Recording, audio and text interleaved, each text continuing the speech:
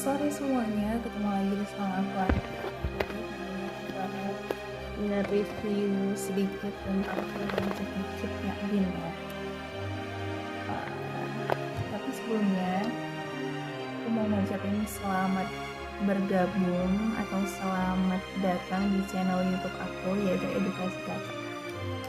Jadi di sini aku hari ini mau nge-review sedikit filmnya Cutnya Adin. Sebenarnya aku sangat suka sekali ya sama film ini, dikarenakan jiwa seorang Cutnya Adin atau sosok dari perempuan yang namanya Cutnya Adin itu sangat luar biasa. Teman-teman semua yang aku banggakan. Jadi sebenarnya di dalam kisah Cutnya Adin ini adalah bukan kisah fiksi, tapi ini adalah kisah nyata di mana seorang perempuan Aceh yang rela berjuang untuk mempertahankan negara kita atau untuk mempertahankan Aceh pada saat itu di masa penjajahan Belanda. Makanya tidak heran ketika ada orang-orang yang mengatakan bahwa Aceh itu tidak pernah dijajah.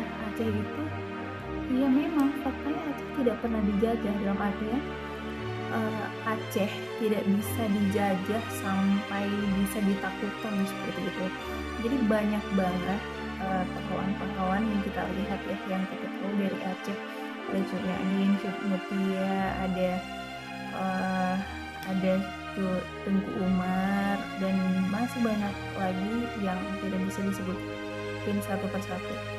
Nah, di dalam film Cutnya Adin ini kita bisa melihat ya bagaimana perjuangan, bagaimana semangat jiwa rela berkorbannya, semangat untuk memperjuangkan keutuhan Aceh atau wilayah. Jadi aku sangat bangga ya, aku sebagai seorang yang berasal dari Aceh, perempuan, sangat bangga memiliki seorang seperti Cutnya Adin yang pada hari ini kita juga bisa meniru atau bisa diambil pelajaran dari kisah yang ada di dalam film Cutnya Adin itu sendiri. Yang pertama ya, ada beberapa sih yang menurutku itu adalah keren ya. Yang pertama adalah semangat berjuang. Nah, kita ketahui bahwa Cutnya Adin ini memang dia ini tidak punya rumah ya. Jadi dia itu karena semangat berjuangnya tinggi, makanya dia itu tidak mau duduk diam dan santai di rumah, enggak seperti itu. Jadi ketika dia udah ingin berjuang, jadi dia itu rela mengorbankan harta dan jiwa dan raganya. Bisa kita lihat mereka itu diburu ya, mereka itu Cutnya Adin dan para pejuang-pejuang yang lain itu diburu di hutan. Jadi mereka itu seperti kita lihat mereka itu yakin dengan hati yang tenang, tegar, dan semangat perjuangannya kuat. Itu bisa kita lihat dalam dia sebenarnya jihad ya, lebih ke jihad sih peperangan ini, lebih ke ketika dia malam-malamnya ya kan, semua pasukannya diceramahin, dipidatoin, belajar Al-Quran, belajar kitab-kitab. Jadi sebenarnya perang itu bukan perang untuk kayak gimana ya, sebenarnya lebih ke perang agama sih, bukan perang agama ya, perang melawan kafir ya. Istilahnya kalau di Aceh itu kalau yang namanya orang luar itu tetap kafir, dipanggil KP kalau misalnya kita lihat di film itu lebih ke orang-orang yang non muslim itu namanya kafir seperti itu. Jadi kalau sekarang kita nggak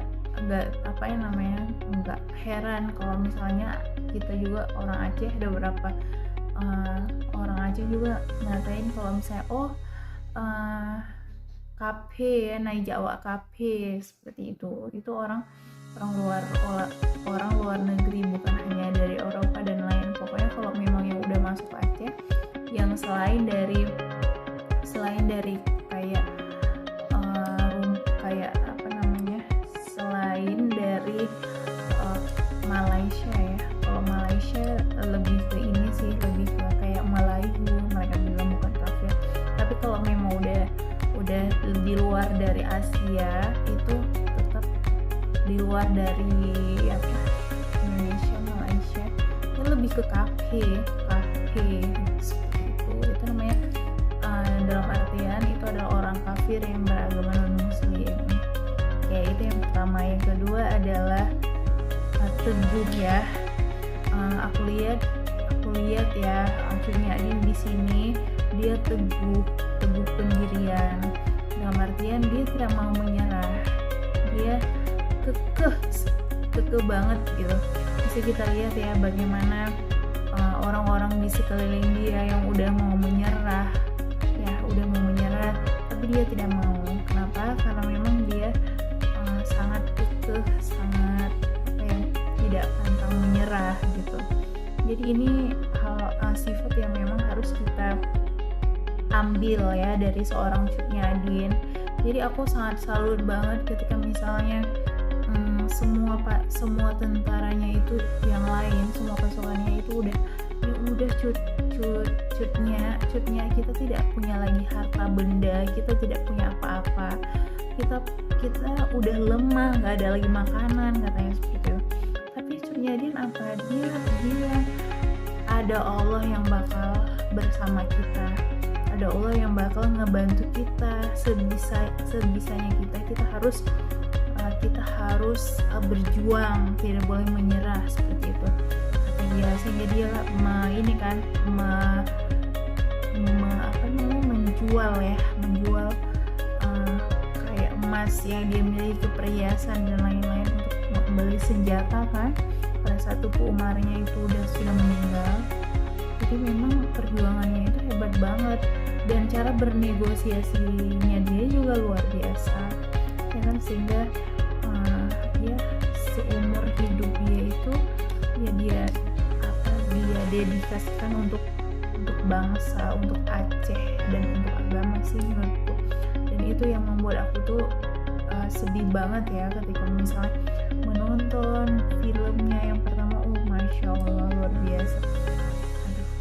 biasa. Oke, itu adalah yang kedua, pantang menyerah ya. Yang ketiga adalah mengerti fitrah.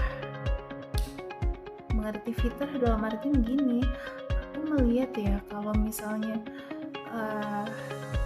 dia itu kesadarannya terhadap gender itu sangat ini sih ya, sangat keren sih ya menurut aku. Kesadaran terhadap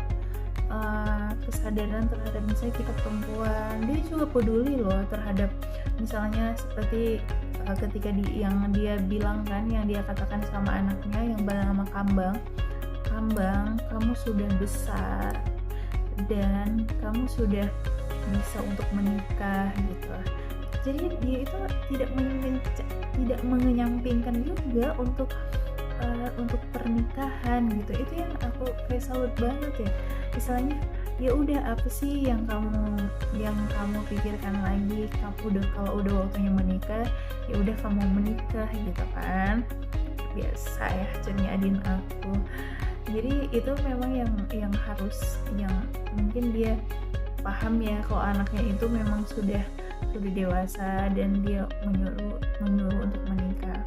Nah, di sini bisa kita simpulkan bahwa seorang Cut Nyadin itu sangat paham ya makna-makna dari bukan kesetaraan gender ya, maksudnya paham dia kalau perempuan itu selain juga berjuang di ranah publik kan kayak dia tuh yang kayak hebat banget berperang melawan Belanda, tapi dia paham juga dengan hal-hal yang bersifat ini domestik kan. Jadi aku keren banget sih gitu. Mungkin ini adalah sebuah film juga, mungkin hanya bumbu-bumbu, tapi bumbu-bumbu perjuangan lah istilahnya gitu. Tapi yang aku lihat ini bukan bumbu perjuangan yang biasa, ini luar biasa. Hal-hal yang sifat-sifat yang mau ditanamkan ke dalam pemikiran teman-teman, ke dalam pikiran anak-anak bangsa itu ya seperti itu. Jadi wherever you are and who you are, jadi tetap ya kamu juga harus tetap menikah gitu guys. Jadi jangan tersinggung ya untuk para jomblo-jomblo yang mungkin belum menikah, tapi nggak apa-apa, yang penting jangan sampai lupa aja kalau kamu itu belum menikah, jadi sambil melihat-lihat, sambil berdoa-doa, dan sambil mungkin belum waktunya aja kali ya gitu. Oke. Mungkin hanya itu ya yang bisa aku jelasin untuk hari ini, hanya 3 ya. Oke, mungkin kita akan ketemu di video-video selanjutnya dengan film-film yang lain yang luar biasa keren juga ya. Jangan lupa like, subscribe, and share video ini ke teman-teman kalian yang kalian kenal ya. Oke, cukup sampai di situ aja. Terima kasih. Jangan lupa komen ya, like, subscribe, and share. Bye.